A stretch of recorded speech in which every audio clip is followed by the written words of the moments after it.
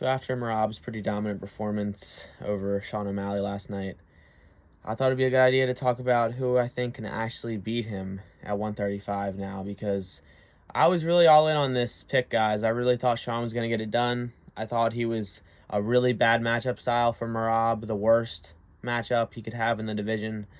And whether you want to say Sean performed bad or not, didn't do good, didn't do the best he could do, I don't know if any of that's true. I think Sean looked pretty good at times, but Merab he just played it safe, and he got the job done with the same game plan he's used against every single opponent.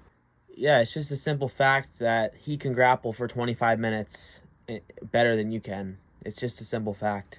His gas tank is better, and he knows how to manipulate weight so fucking well. It's insane. But today, we got to talk about who the fuck's going to beat this guy. He's like the final boss of the division.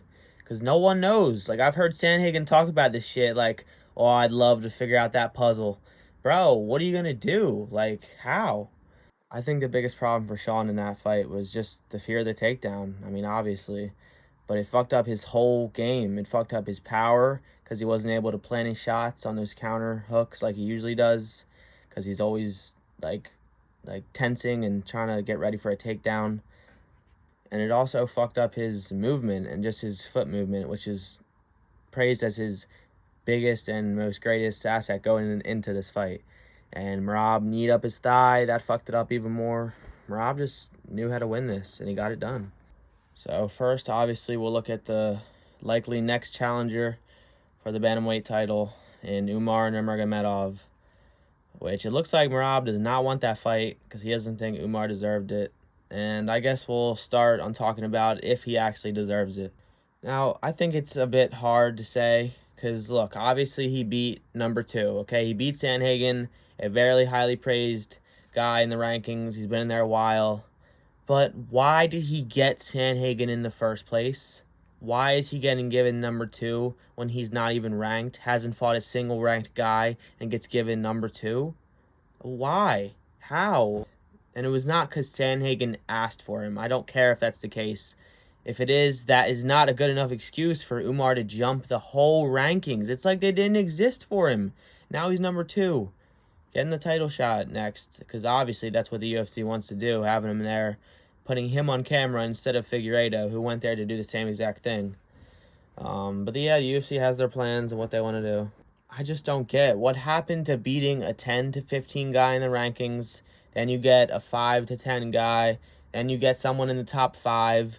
Then maybe you get a number 1 contenders matchup. And then you get the title shot. Like, what happened to working up the rankings and actually getting slowly tested more and more?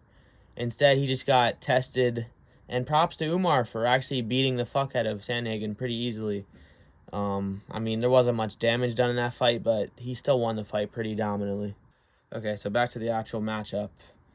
Yeah, I just think Umar is so well-rounded, and that's what it's going to take to beat Merab. I think Umar is the guy to out-grapple Merab. And clearly Umar's grappling technique is also super high level, as we've seen. Being able to do that Sandhagen, no matter what you want to say about him, undeserving, whatever, he's super high level. He's being trained by Khabib. It's not a surprise.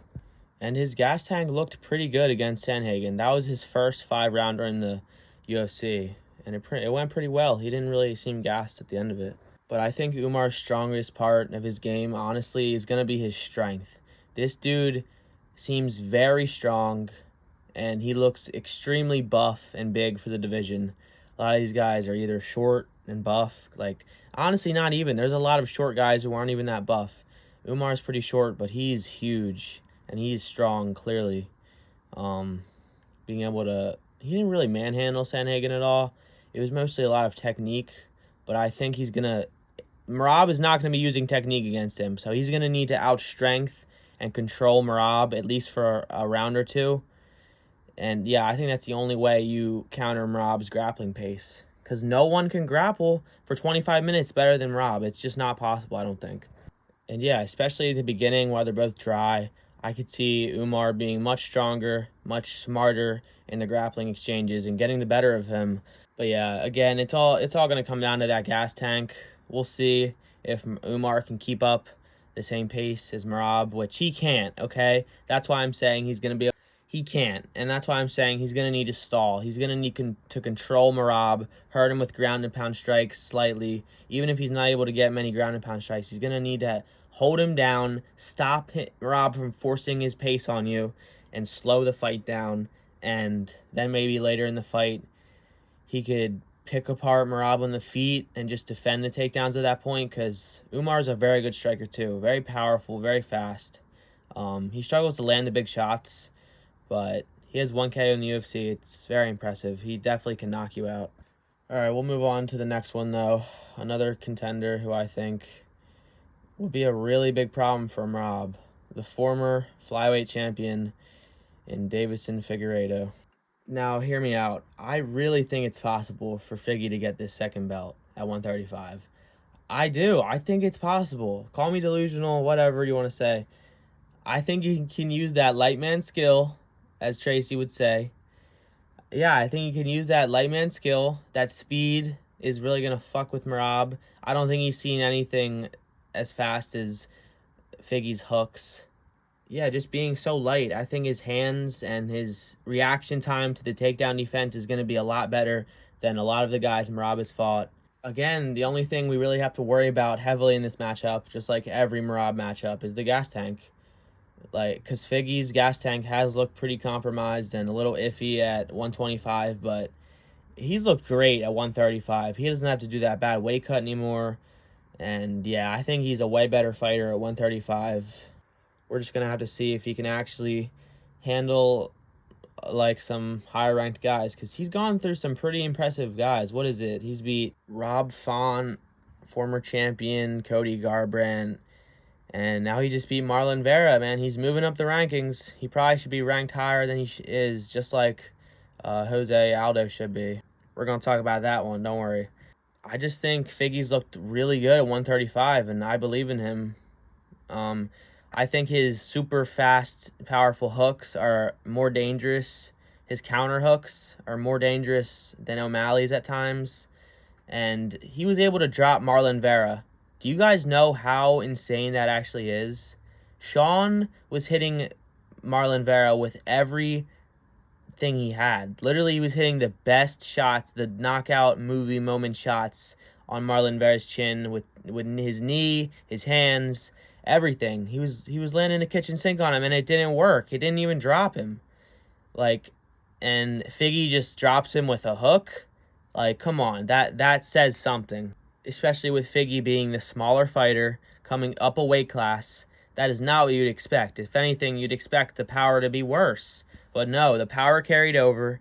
Figgy is dangerous as fuck, and he is a real contender in this title matchup, especially against Merab. Yeah, this is what this whole video is about. I think this dude can fuck up Merab. I think he really can. Now, obviously, I thought Sean could do it too, so maybe Merab's just the best bantamweight of all time. Who knows?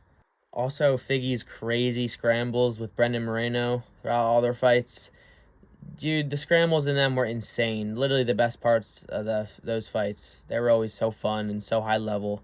And Figgy would get the better of them a lot of the time. Yeah, he definitely would. I'd say Figgy would always win a lot more grappling exchanges in those 4 fights. And Moreno would usually win the striking. But we got one more fighter. And this is the definitely hardest one to convince y'all, but Jose Aldo can beat Merab in a rematch. He can, okay? Hear me out.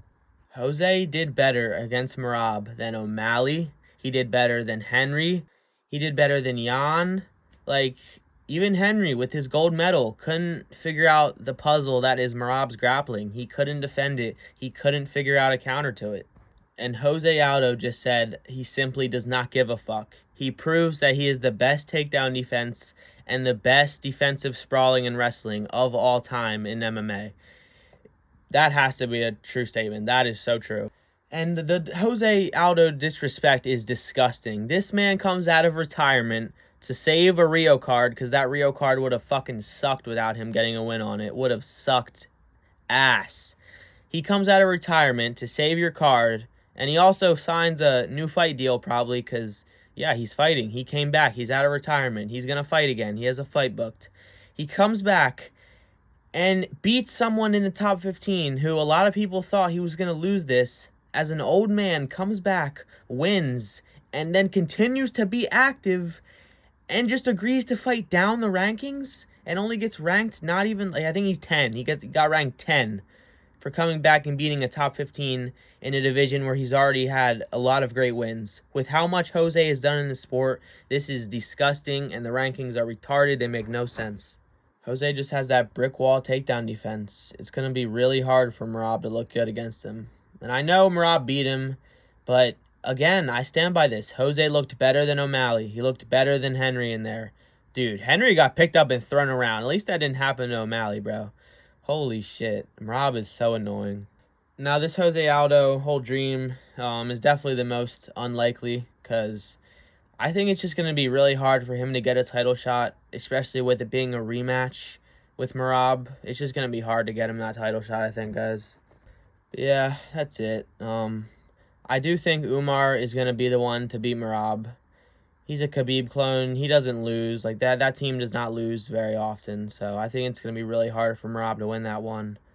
And if Umar loses, if he gets gassed and out cardioed, y'all better start praying for Figgy's right hand to work, because who is going to beat this guy at bantamweight?